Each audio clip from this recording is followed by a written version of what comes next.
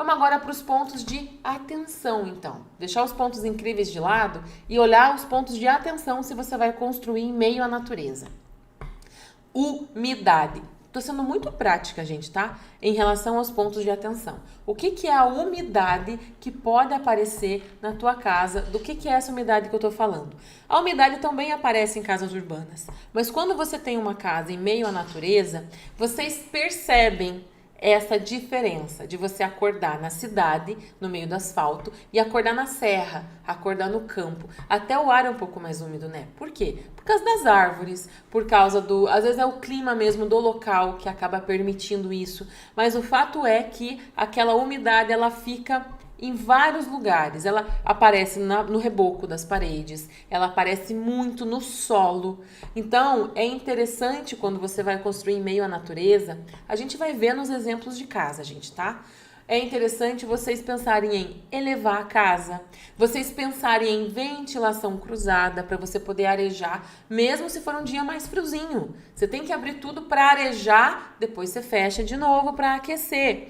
Pensar em ter aberturas para o lado onde pega sol. A gente tem aqui, por exemplo, na nossa região do Paraná, aqui na região dos Campos Gerais, é muito comum, mesmo quando você tem possibilidade de circulação de ar em volta da casa inteira, é muito comum nas fachadas sul você ter bolor, porque é tanta umidade que mofa, mesmo você tendo ventilação, porque pega muito pouco sol. Então é importante você olhar com esse olhar para essa questão da umidade na casa em meio à natureza.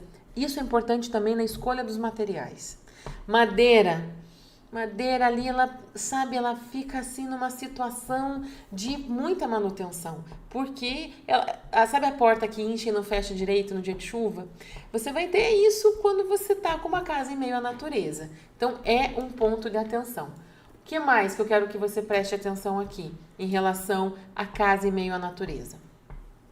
Pouca iluminação devido a árvores. Se eu estou em meio à natureza, eu quero ter árvores. Se você tem um terreno grande, olha, gente, a batata, você vai falar pra mim, Edna, eu quero um pomar. Eu não peguei ainda ninguém com terreno grande que falou só quero grama. Muito difícil isso acontecer. Quero um campo de golfe. Dizem que acontece. Eu falei agora, fiz uma reunião segunda com uma colega paisagista que está entrando no projeto da Visão da Anhangava para fazer o paisagismo. E ela falou, Edna, eu conheço um cara que fez um campo de golfe. Eu falei, parabéns. O normal é plantar árvore.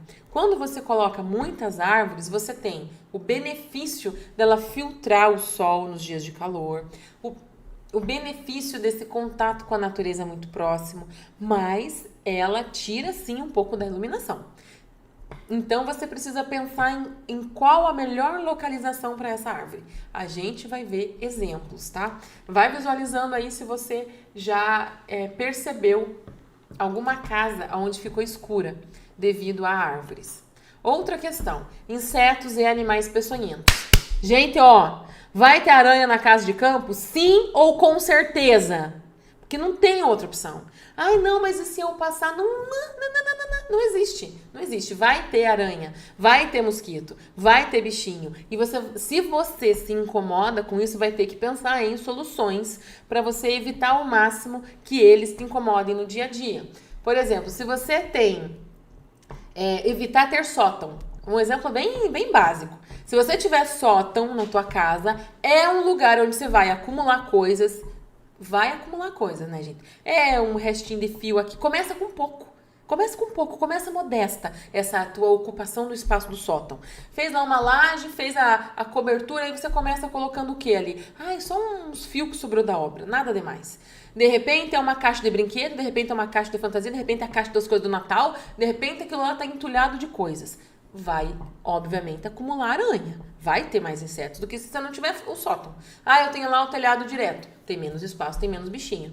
Vou levar a casa. Isso ajuda. Se eu fechar embaixo, tem chance de acumular mais bichinho que se você deixar aberto. Porque aberto você tem facilidade para fazer a limpeza, dependendo de como for. A gente vai ver exemplos aqui.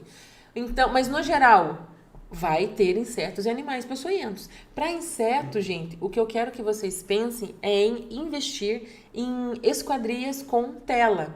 Já existe a esquadria com a tela que a tela faz parte do trilho, tem um trilho próprio para a tela. Dá para você instalar uma tela fixa se você quiser. E aqui ainda falando de animais, talvez eu não tenha colocado em outro item, presta atenção também, por favor, nos passarinhos. Passarinho bate muito de frente com vidro. Muito! Mesmo se você tiver uma casa que nem é tanto vidro assim, eles batem até na parede, pra você ter uma ideia. Então, é importante você pensar se você vai ter bastante vidro na tua casa, porque, né, você quer pouca umidade, quer muita iluminação, você vai ter que ter vidro. É importante você pensar em aplicar uma película, já vendem hoje em dia. Digita na internet, película, proteção, passarinhos.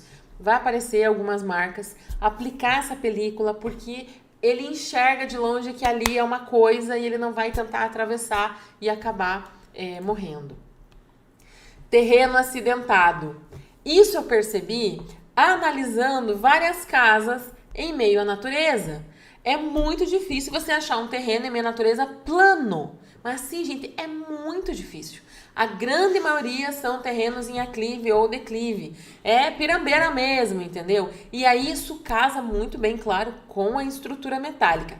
Mas o terreno acidentado, ele tem as suas características que facilitam ou não o projeto que está aí na tua cabecinha. Ai, Gina, eu quero uma casa integrada, assim, que você sai em nível no terreno. Não vai ser em meio à natureza, eu sinto te informar. A não ser que você seja um premiado e ache, porque a grande maioria desses terrenos é no morro, é numa serra, é num terreno acidentado, numa descida, numa subida. É dificílimo achar um terreno plano. Então, se prepare para enxergar casas suspensas, casas elevadas, como que são os acessos dessas casas, que provavelmente a tua casa vai ser assim. Iluminação, inclusive, só aqui fazendo um adendo, a minha onde eu moro, ela tá num terreno acidentado. Nem é a pior parte de onde a gente podia construir, tinha terrenos muito mais acidentados por aí, mas mesmo assim a gente tem ali um desnível bem de 1,80 m a 2 metros, que a gente teve que fazer uma escadaria, porque você acaba, para poder ter acesso, entendeu? Então, pensando nesse acesso, como que é essa escadaria? Aí você que tem que definir, tem que começar a enxergar como que você quer esse teu contato com o terreno. Iluminação noturna. Gente, presta atenção. Aposto que você ainda não pensou como que é a tua casa de noite. A gente vai ver imagens aqui de casas em meio à natureza. De noite, árvore, bicho. Você já pensou nesse caminho até o teu portão? Você vai colocar o quê? Póstulo? Foto vai pôr nada? A tua casa, à noite, ela vai ser um grande farol em meio à escuridão. Se ela for em meio à natureza mesmo. Então, o que ela vai atrair? Mosquitinho. O mosquitinho atrai o quê? Aranha. Então, a gente tem que pensar. O que é uma solução legal para você pensar? Colocar, talvez, iluminação para fora. Faz alguns holofotes para fora e tenta ter algum tipo de cortina ou até mesmo uma veneziana que deixa a tua casa, talvez, um pouco mais escura, não tão clara. E esses holofotes atraem os mosquitos, tá?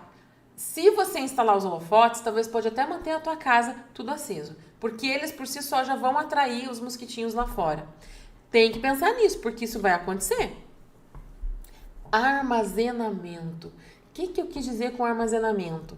É o seguinte, se você vai ter uma casa em meio à natureza, vamos partir do princípio que a cidade mais próxima está o quê? Uns 8 quilômetros?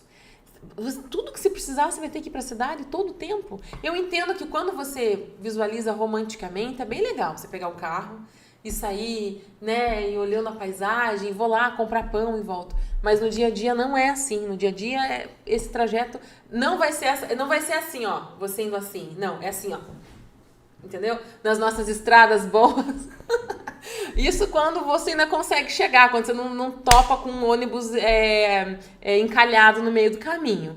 Então, é muito legal você pensar em ter um espaço na tua casa que você possa armazenar comida, que você possa ter coisas que você possa se virar lá de maneira livre, sem precisar cada coisinha ter que sair de casa para comprar, porque isso não é muito viável quando você tem uma casa em meio à natureza. Eu não estou falando aqui ainda, mas eu podia falar de iluminação, você pensar em um backup, pensar em ter talvez, por exemplo, como que é o nome disso que a gente tem aqui, Osmar? Eu esqueci agora. O outro que fica aqui embaixo. No break. Vários gerador, eu lembrei. Ter um no break para quando acabar a internet, você ter ali.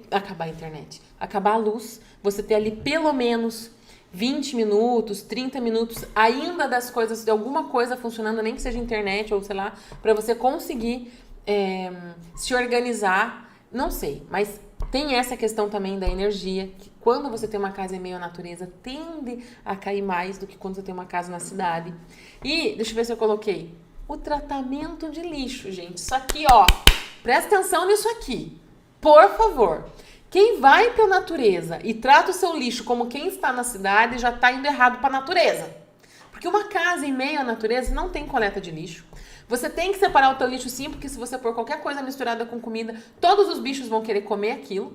E aí entra a briga da pessoa aqui com vizinhos, mesmo na distância, porque colocam lá na nossa estrada principal os lixos tudo misturado, e aí os bichos silvestres rasgam o lixo, espalham o isopor por tudo que é lado, e aí vai a família aqui lá com um saco de lixo, catar todo o lixo de todo mundo, porque é errado. A gente está em meio à natureza, a gente tem que respeitar o ambiente que a gente está, né? Então, é importante você pensar em como você vai tratar o teu lixo. Eu tenho uma aula disso que eu falo com os alunos do método, onde eu abordo essa parte da casa de campo, né? Como que eles têm que olhar para isso. E claro, é um assunto bem extenso, mas assim, eu vou dar algumas pinceladas aqui como. Você tem que pensar em ter uma lixeira que você possa armazenar o lixo reciclável e ela seja realmente armazene isso por um tempo até você poder levar para algum lugar. Você tem que pensar em ter um lugar fácil para você poder enterrar, fazer algum tipo de compostagem com o teu lixo orgânico.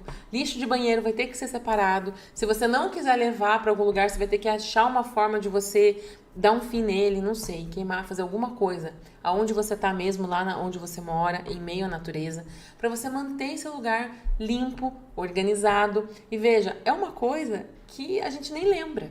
Eu, particularmente, isso aqui, todas as coisas que eu tive que alterar no meu dia a dia da minha vida para eu vir morar no campo, pensar no lixo eu só pensei nele quando eu olhei e falei, tá, e agora? O que eu faço? O que eu faço com isso? E aí que a gente começou a se organizar, e a gente entendeu que a gente não ia todo dia para a cidade para descartar esse lixo reciclável.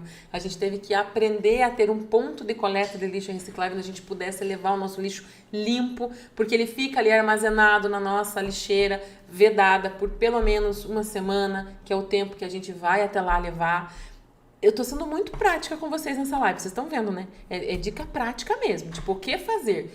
Pensa nisso, pensa que você vai ter que lidar com isso na tua casa. A casa que a gente vê na revista, a gente não pensa em como que ela é usada no dia a dia. A gente só vê a foto linda de quando ninguém está usando. Mas no dia a dia a gente tem essas pequenas coisas para a gente poder lidar. E mesmo morando no campo, morando em meio à natureza, você vai ter produção de lixo. Você vai comprar coisas industrializadas e vai ter lá plástico, papel, pacote, lata, para você dar um jeito.